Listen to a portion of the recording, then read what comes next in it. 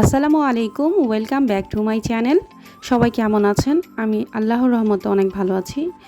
এই মুহূর্তে আমার যে ভিডিও দেখছেন যারা আমাকে সাবস্ক্রাইব করেছেন, আল্লাহ যাতে সকলকে সুস্থ রাখেন, ভালো রাখেন, সকলের মনের নেক ইচ্ছা যাতে ভালো পূরণ করে দেন এবং সকলের সকল সমস্যাগুলো যাতে সমাধান করে দেন, আমিন। এই তো আজকে এটা হচ্ছে কালকের ভিডিও ছিল। আমি কালকে খাসির মাংস ভুনা করেছিলাম।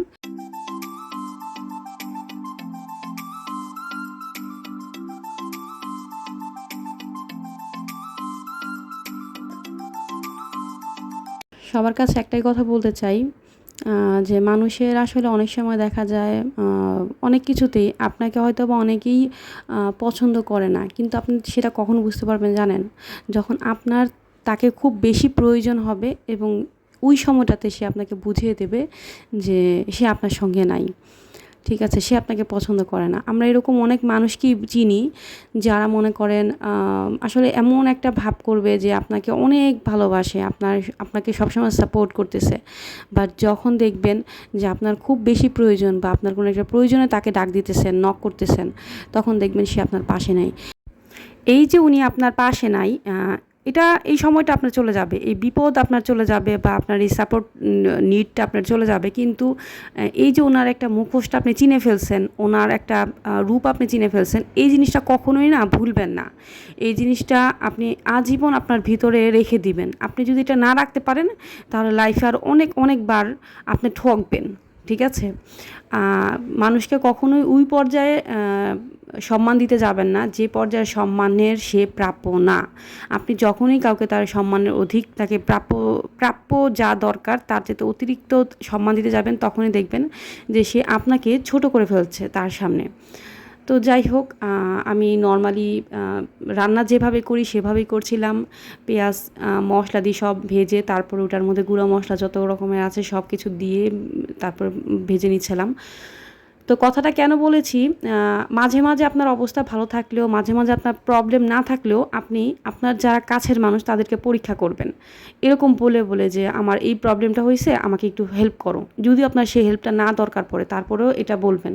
এতে কি হয় জানেন? আপনি মানুষটাকে চিনতে পারবেন যে সেই মানুষটাকে আপনার আসলেও কি আপন নাকি মুখোশধারী।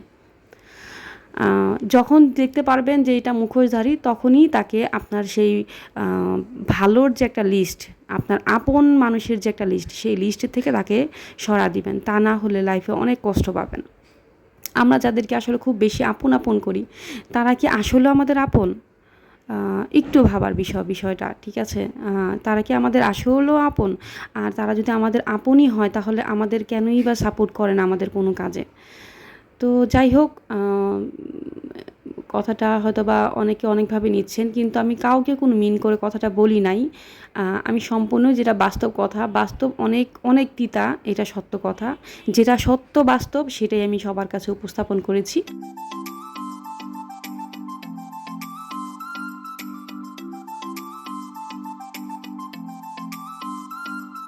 সবার মতামত একরকম হবে এটা আসলে আমি জানি হবে না কখনোই।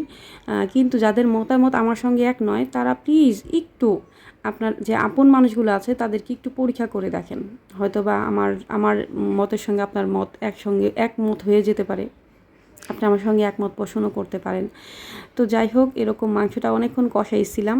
এটা হচ্ছে খাসির মাংস। আমি এটাকে অনেকক্ষণ লেবু দিয়ে ভিজিয়ে রেখেছিলাম। তো একটু টক দই আর লেবু দিয়ে ভিজিয়ে রেখেছিলাম। তারপর আপনার এই যে এখন মানে কষাচ্ছিলাম, এইখানেই মোটামুটি দেখা গেল যে অনেকখানি রান্না হয়ে গেছিলো। তারপর আমি আলু দিয়ে কিছুক্ষণ কষিয়ে আমি একটু ঝোল রাখবো, যেহেতু আমার ছেলে ঝোল পছন্দ করে।